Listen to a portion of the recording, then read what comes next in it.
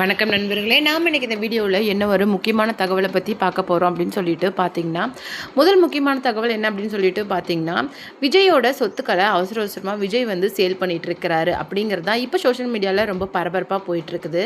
அதனுடைய காரண பின்னணிகளை நாம் இந்த வீடியோவில் டீட்டெயிலாக பார்க்கலாம்.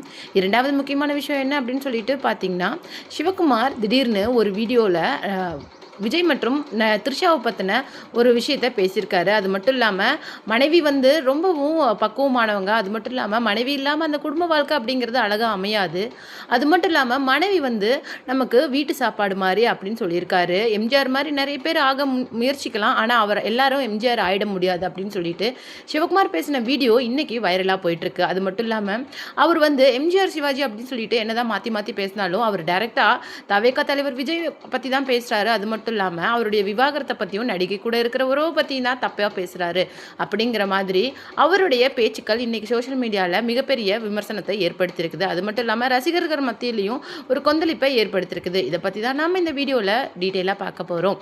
வீடியோக்குள்ளே போகிறதுக்கு முன்னாடி நீங்கள் நம்ம சேனலுக்கு புதியவராக இருந்தால் மறக்காமல் சிபி ட்ரெண்டிங்கை சப்ஸ்கிரைப் பண்ணி ஃபாலோ பண்ணிக்கோங்க. வாங்க வீடியோக்குள்ளே போகலாம். விஜய் வந்து ஆல்ரெடி வடபழனியில் இருக்கிற தன்னுடைய திருமண மண்டபத்தை கிட்டத்தட்ட 45 கோடிக்கு மேலே விற்றுருக்கிறாரு. அது ஃபேமஸான ஒரு ப்ரொடியூசருக்கு தான் அந்த சொத்தை விற்றுருக்கிறாரு. இப்படி ஏன் திடீர்னு 40 கோடி ரூபாய்க்கு மேலே ஒரு சொத்தை விற்கிற அளவுக்கு என்ன அவசியம் அப்படிங்கிற மாதிரி அவர் தரப்பில் கேட்டதுக்கு என்ன சொன்னாங்க அப்படின்னு சொல்லிட்டு பார்த்தீங்கன்னா, இது வந்து மேபி அவருடைய அரசியல் பயணத்துக்கு தேவையான நிதி திரட்டலாக கூட இருக்கலாம் அப்படிங்கிற மாதிரி ஒரு கருத்துக்கள் வந்தது. அதை விட முக்கியமாக ஜீவனாம்சம் தொடர்பாக எந்த பிரச்சனையும் இருக்கக்கூடாது. அது மட்டும் இல்லாமல் மனு தாக்கல் பண்ணும்போது சொத்து தொடர்பாக எந்த பிரச்சனைகளும் வந்துடக்கூடாது அப்படிங்கிறதுக்காக தன்னுடைய ஸ்டேட்மெண்ட்ஸை கிளியராக வைக்கிறதுக்காகவும் அவர் இந்த மாதிரி பண்ணியிருக்கலாம் அப்படிங்கிற நிறைய கருத்துக்கள் வந்தது. ஆனால் இதை பற்றி த வீக் அப்படிங்கிற ஒரு பிரிண்ட் மீடியாவிலேருந்து லக்ஷ்மி சுப்பிரமணியம் அப்படிங்கிறவங்க ரொம்ப டீட்டெயிலாக சொல்லியிருந்தாங்க. அது என்ன அப்படி சொல்லியிருந்தாங்க அப்படின்னு சொல்லிட்டு பார்த்தீங்கன்னா, விஜய் தன்னுடைய ஜேஎஸ் மஹால் அது மட்டும் இல்லாமல் அண்ணா நகரில் இருக்கிற தன்னுடைய சொத்துக்கள் அப்படின்னு சொல்லிட்டு கிட்டத்தட்ட 100 கோடி ரூபாய்க்கு மேலே சொத்துக்களை இப்போ விற்று தள்ளியிருக்கிறாரு. இவர் வந்து இதுக்கு பண்ணுறதுக்கு ரெண்டே காரணம் தான் இருக்க முடியும். ஒன்று, மனு தாக்கல் பண்ணும்போது சொத்து தொடர்பான பிரச்சனைகள் எதுவும் வரக்கூடாது அப்படின்னு சொல்லிட்டும், அது மட்டும் இல்லாமல் இப்போ வந்து கட்சியை டேக் ஓவர் ஃபுல்லாக பண்ணியிருக்கிறது தவேகா தலைவர் விஜய் தான். அது அந்த நிலைமையில் அந்த கட்சியோட செலவினங்களை மேற்கொள்கிறதுக்காக அவர் இந்த மாதிரி பண்ணியிருக்கலாம். இதுக்கு மேலே பிரச்சாரம் ஆரம்பிக்க போகுது, அதுக்காக அவர் இந்த வேலைகளை பண்ணியிருக்கலாம் அப்படின்னு சொல்லிட்டு ஒரு பக்கம் பார்க்கப்பட்டாலும் ஜீவனாம்சம் தரக்கூடாது அப்படிங்கிற ஒரு கண்ணோட்டத்தில் தான் அவர் அப்படி பண்ணுறாரு. அது மட்டும் கிடையாது, இந்த மாதிரி ஹியரிங்க்கு முன்னாடியும் விவாகரத்து வழக்கு முடியறதுக்கு முன்னாடியும் தன்னுடைய சொத்துக்களை கணவன் விற்கிறதுனால அதில் மனைவிக்கு பங்கு கொடுக்க தேவையில்லை அப்படிங்கிற மாதிரியும், அது மட்டும் இல்லாமல் அவர் தன்னுடைய பேரில் இருக்கிற சொத்துக்களை தான் விற்கிறாரு. இதனால் ஜீவனாம்சம்னு வரும்போது கணக்கு காட்டும் போது கம்மியாக தான் இருக்கும். ஸோ அதன்படி மனைவிக்கும் மக்களுக்கும் கம்மியான சொத்துக்களை ஜீவனாம்சமாக கொடுக்கலாம் அப்படிங்கிற ஒரு கருத்துக்களோடையும் அவர் இந்த விஷயத்தை பண்ணலாம் அப்படிங்கிறது பலவிதமான பிரச்சனைகள் போயிட்டுருக்குது. ஆனால் முக்கியமாக பேசப்படுற ஒரே விஷயம், இப்போ வந்து கட்சியை டேக் ஓவர் பண்ணிட்டு இருக்கிறதுனால அவர் வந்து பிரச்சாரத்துக்கான செலவையும் அதுக்கப்புறமேலே இந்த கட்சியை செயல்படுறதுக்கு தேவையான அமௌண்ட்டை தான் அவர் நிதியாக திரட்டிட்டு இருக்கிறாரு. அப்படிங்கிற பட்சத்தில் யாருடைய காசுலையும் இன்றைக்கி தாவேகா செயல்படலை. அது முழுக்க தாவேகா தலைவர் விஜயோட அந்த மணியில் தான் இன்றைக்கி தாவேகா கட்சியை வந்து செயல்பட்டு இருக்கு அப்படிங்கிற ஒரு விஷயமும் இன்றைக்கி எல்லாருக்குமே தெளிவாக புரிஞ்சுது. இதுக்கு முன்னாடி தாவேகா தலைவர் வந்து கட்சிக்கு மட்டும்தான் தலைவராக இருக்கிறாரு. நிதிக்கும் அதுக்கும் அவருக்கும் எந்த சம்பந்தமும் கிடையாது. அவர் வந்து அந்த கட்சியோட ஒரு இமேஜாக மட்டும்தான் இருக்காரு அப்படிங்கிற மாதிரி நிறைய விமர்சனங்கள் வந்தது. அதெல்லாம் முறியடிக்கிற விதமாக தான் இன்றைக்கி கிட்டத்தட்ட தன்னுடைய 100 கோடி மதிப்பிலான சொத்துக்களை விற்று இன்றைக்கி கட்சியை அவருடைய பேரில் மீட் எடுத்திருக்கிறாரு. அது மட்டும் கிடையாது, அவர் என்ன பண்ணியிருக்காரு அப்படின்னு சொல்லிட்டு பார்த்தீங்கன்னா, இதுக்கு மேலே கட்சி தொடர்பான எல்லா பணிகளையும் அவருடைய சொந்த செலவில் தான் பண்ண போகிறாரு அப்படின்னு சொல்லிட்டும், இந்த மாதிரி எந்த தலைவர்கள் தன்னுடைய சொந்த சொத்தை விற்று இந்த காலத்தில் அரசியலுக்கு வரப்போகிறாங்க அப்படிங்கிற மாதிரி நிறைய கருத்துக்கள் இன்றைக்கி விஜய் மேலே முன்வைக்கப்படுது.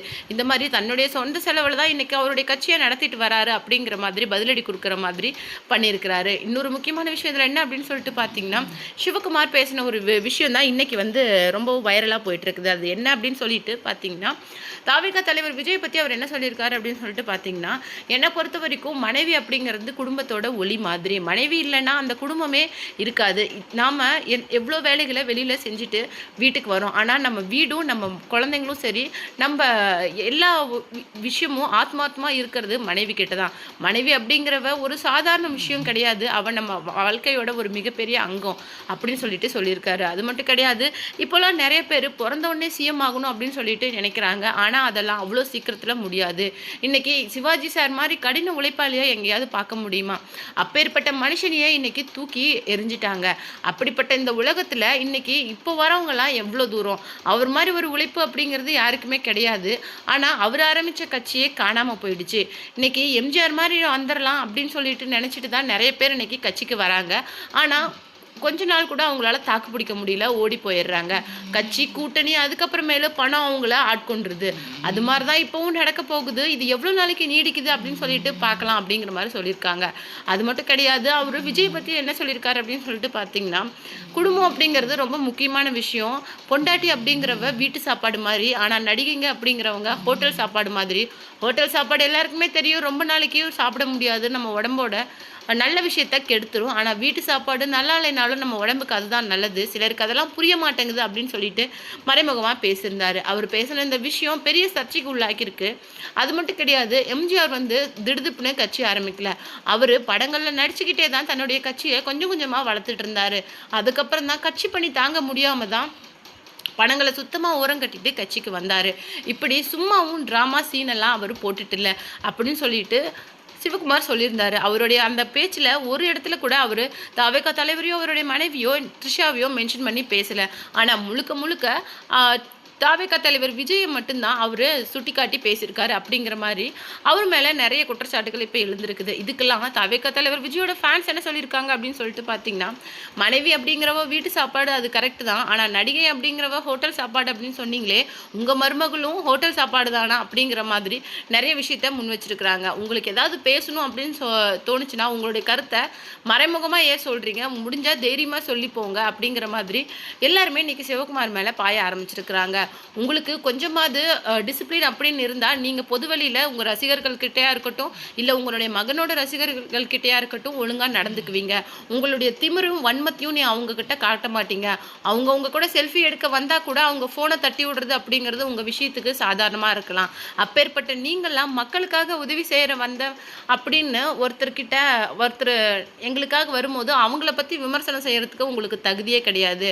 எல்லாமே பார்த்துட்டு இருக்கிற உங்களுக்கு இதெல்லாம் தெரியாதா? அது மட்டும் இல்லாமல் எல்லாத்தையும் விட்டுட்டு மும்பைக்கு ஓடி போனவங்க தானே உங்களுடைய மகனோட குடும்பம். அப்புறம் நீங்கள் எதுக்கு தமிழக அரசியல் மேலே இவ்வளோ ஈடுபாடு காட்டுறீங்க அப்படின்னு சொல்லிட்டு விஜய்க்கு எதிரான சிவகுமாரோட இந்த பேச்சுக்கு விஜய் தரப்போட ரசிகர்கள் இந்த அளவுக்கு பதிலடியை கொடுத்துருக்குறாங்க. அது மட்டும் கிடையாது, சிவாஜி சார் கட்சி ஆரம்பித்து காணாமல் போயிட்டார் அப்படின்னு சொல்லிட்டு சொன்னீங்கல்ல, அவர் கட்சி ஆரம்பித்து அதில் முழு ஈடுபாடை காட்டலை. அவருக்கு விருப்பம் முழுக்க கடைசி வரைக்கும் நடிப்பில் மட்டும்தான் இருந்தது. தன்னுடைய ஆத்மார்த்தமான நடிப்பை விட்டுட்டு அவரால் வேற ஒரு விஷயத்தில் ஆத்மார்த்தமாக கவனத்தை செலுத்த முடியல. அவருடைய தோல்விக்கு அது கூட காரணமாக இருக்கலாம். எந்த ஒரு முழுமையான நடிகரையும் தமிழகம் அங்கீகரிக்காமல் போகலை. அப்படி பார்த்தா இன்னைக்கு உங்கள் குடும்பம் நடிப்பில் தான் வளர்ந்துட்டு இருக்குது அப்படிங்கிறத மறந்துடாதீங்க அப்படின்னு சொல்லிட்டு அவருக்கு எதிரான நிறைய விமர்சனங்களை தாவேகா தலைவர் விஜயோட ரசிகர்கள் முன் வச்சுட்டு வராங்க.